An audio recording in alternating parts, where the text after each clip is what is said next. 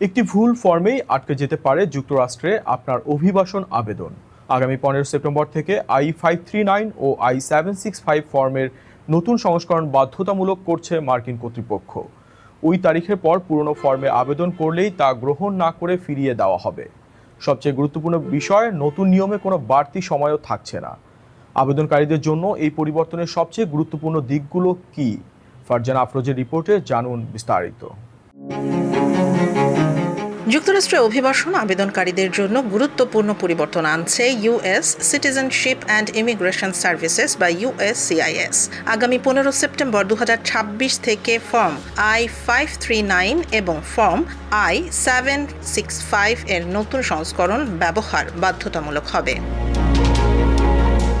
Form I-539 সাধারণত non immigrant status বাড়ানো বা পরিবর্তনের আবেদনে ব্যবহার করা হয়, আর ফর্ম I-765 ব্যবহৃত হয় এমপ্লয়মেন্ট অথরাইজেশন ডকুমেন্ট বা কাজের অনুমতির জন্য আবেদন করতে।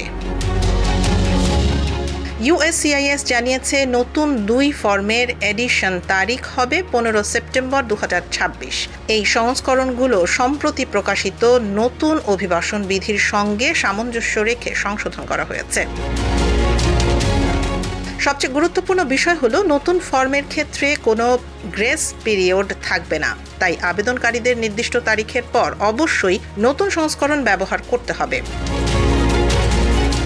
ফর্ম I-539 এর ক্ষেত্রে 28 আগস্ট 2024 সংস্করণটি 15 সেপ্টেম্বরের আগে পোস্ট মার্ক বা ইলেকট্রনিকভাবে জমা দিলে USCIS সেটি গ্রহণ করবে, কিন্তু 15 সেপ্টেম্বর বা তার পরে 15 সংস্করণ জমা দিলে আবেদন প্রত্যাখ্যান করা হবে।